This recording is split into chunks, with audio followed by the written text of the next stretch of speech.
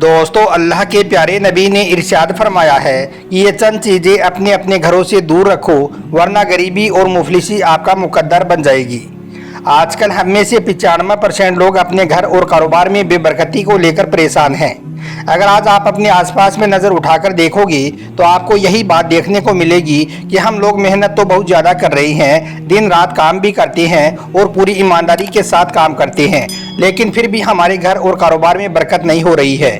हम लोग बेबरकती, घर की परेशानियों और लड़ाई झगड़ों से परेशान रहते हैं।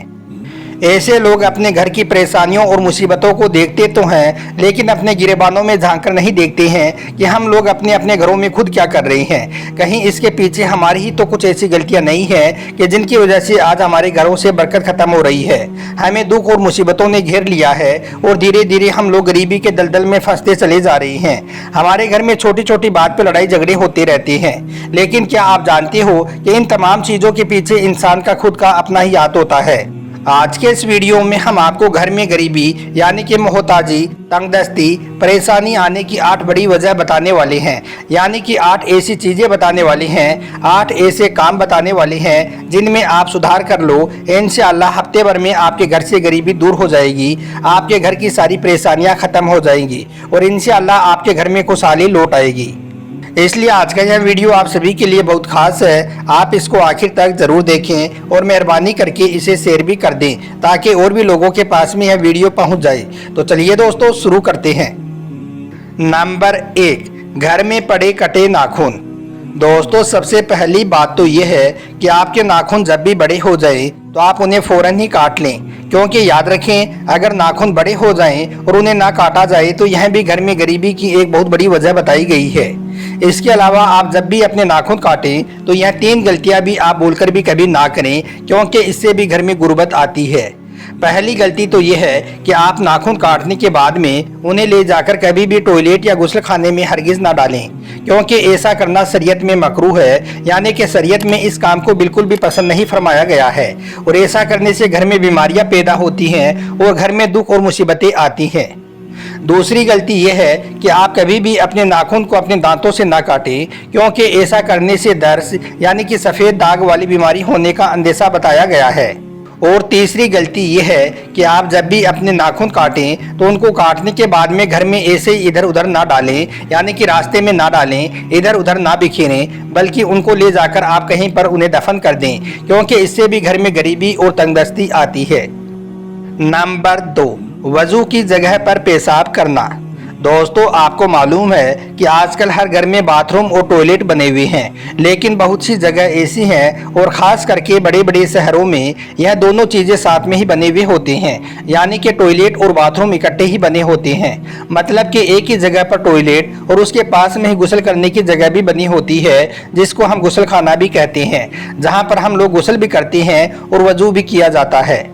मगर कुछ लोग होते हैं जो टॉयलेट में जाकर गुस्ल करने की जगह पर पेशाब करते हैं, यानी कि जिस जगह पर वजू किया जाता है उस जगह पर पेशाब करते हैं। यह सब उनसे गलती से या जाने अनजाने में होता है। लेकिन अब आप ज़रा खुद ही सोचिए कि जहाँ पर गुस्ल किया जाता है, जहाँ पर वजू किया जाता है, वो जगह पाक साफ होनी चाहिए या नहीं। लेकिन कुछ लोग हैं जो ऐसी जगह पर भी पेशाब कर देते हैं। याद रखें, यह एक बहुत बुरा अमल है। अल्लाह ने ऐसे शख्स से बहुत नाराज़गी जाहिर की है जो वजू करने की जगह पर पेशाब करता है। ऐसे शख्स के घर और कारोबार से फिर बरकत ख़त्म हो जाती है, यानी कि ऐसे शख्स के घर में फिर कभी भी बरकत नहीं होती है और देखते ही देखते ऐसे शख्स के घर को गुर्बत घेर लेती है। नंबर 3, टूटी हुई कंघी। दोस्तों, यह भी अक्सर घरों में देखा गया है कि कंघी टूट जाने के बाद भी घर की औरतें उस टूटी हुई कंघी का इस्तेमाल करती रहती हैं, यानी कि उस टूटी हुई कंघी से अपने बाल बनाती रहती हैं। याद रखें, यह भी एक बहुत बुरा अमल है। इसके बारे में भी कहा गया है कि घर में कभी भी टूटी हुई कंघी का इस्तेमाल नहीं करना चाहिए। इससे भी घर में गरीबी और तंगदस्ती आती है, घर में मुसीबतें और परेशानियाँ आती हैं। नंबर 4, खड़े होकर पानी पीना। दोस्तों, याद रखें, खड़े होकर पानी पीना शरीयत के खिलाफ है, इसलिए हर इंसान को हमेशा बैठकर और सुन्नत के मुताबिक ही पानी पीना चाहिए। मगर आपने अक्सर देखा होगा कि कई जगहों पर और ख़ास करके आजकल ब्याह शादियों में लोग खड़े होकर खाना भी खाते हैं और पानी भी पीते हैं। याद रखें, यह भी एक बहुत बुरा अमल है, क्योंकि जो शख्स खड़ा होकर पानी पीता है या फिर खाना खाता है तो वो सुन्नत रसूल सल्लल्लाहु अलैहि वसल्लम की सरासर खिलाफ वर्जी करता है। और ऐसा करने से फिर रिज़्क और घर से बरकत भी ख़त्म हो जाती है और देखते ही देखते ऐसे घरों को गुर्बत घेर लेती है। नंबर 5, जल्दी जल्दी नमाज पढ़ना। दोस्तों, आपने ये अक्सर देखा होगा कि जब हम लोग मस्जिद में नमाज पढ़ने के लिए जाते हैं तो देखते हैं कि हमारे करीब ही एक दूसरा शख्स भी खड़ा होकर नमाज पढ़ रहा होता है। अभी हम लोग जोहर की 4 सुन्नतें भी नहीं पढ़ पाते हैं कि वो शख्स जोहर की पूरी नमाज को पढ़कर और दुआ मांगकर मस्जिद से जा भी चुका होता है। याद रखें, अल्लाह को यह काम यानी कि जल्दी जल्दी नमाज पढ़ना भी बिल्कुल भी पसंद नहीं है, क्योंकि अल्लाह ताला ने नमाज में सुकून रखा है। अल्लाह के प्यारे नबी हज़रत मोहम्मद सल्लल्लाहु अलैहि वसल्लम ने फरमाया है कि नमाज मेरी आंखों की ठंडक है। और कुछ लोग अल्लाह के प्यारे नबी की जो चीज़ आंखों की ठंडक है उसे भी सज़ा की तरह ही अदा करते हैं। ऐसे लोग जब मस्जिद में नमाज पढ़ने के लिए जाते हैं तो बस यही सोचते हैं कि जल्द से जल्द नमाज ख़त्म हो जाए और मैं मस्जिद से बाहर चला जाऊं। वहीं पर ऐसे इंसान अगर किसी नाच गाने के प्रोग्राम में या फिर किसी थिएटर में चले जाते हैं तो वो 3-3 घंटों तक सुकून से बैठे रहते हैं, यानी कि उसमें कोई भी जल्दबाजी नहीं करते हैं। लेकिन वहीं पर अगर नमाज पढ़ने में 5 मिनट भी ज़्यादा हो जाए तो वो तिल मिला जाते हैं और सोचते हैं कि आज तो बहुत ज़्यादा देर हो गई है। याद रखें, यह भी एक बहुत ही बुरा अमल है। रोज़ रोज़ ऐसा करने से आपके घर और कारोबार की बरकत ख़त्म हो जाती है और अल्लाह ताला आपको कई तरह के दुख और तकलीफ में गिरफ्तार कर देता है। इसलिए याद रखें, अगर आप अपने घर में सुकून चाहते हैं तो कभी भी नमाज पढ़ने में जल्दबाजी ना करें। नमाज आप हमेशा अल्लाह को राज़ी करने के लिए पढ़ें और सुकून और इत्मीनान के साथ में पढ़ें। नंबर 6, टूटी हुई झाड़ू। दोस्तों, अक्सर घरों में देखा गया है कि झाड़ू टूट जाने के बाद भी घर की औरतें उस टूटी हुई झाड़ू का इस्तेमाल करती रहती हैं। लेकिन इसके बारे में भी कहा गया है कि घर में कभी भी टूटी हुई झाड़ू का इस्तेमाल नहीं करना चाहिए। इससे भी घर में गरीबी आती है, घर में मुसीबतें और परेशानियां आती हैं। याद रखें, आपके घर की झाड़ू कभी भी टूट जाए तो आप उसको कभी भी इस्तेमाल ना करें, बल्कि आप उस टूटी हुई झाड़ू को अपने घर से फ़ौरन ही बाहर फेंक दें और नई झाड़ू घर पर ले आएं, क्योंकि टूटी हुई झाड़ू इस्तेमाल करने से घर में नहुसत आती है, घर में गरीबी आती है। इसके अलावा हम आपको यह भी बता दें कि आप अपने घर में झाड़ू को कभी भी खड़ा करके भी ना रखें, क्योंकि खड़ी झाड़ू भी घर में परेशानियों और मुसीबतों का सबब बनती है। इसलिए आप झाड़ू को हमेशा अपने घर में लिटा कर ही रखें।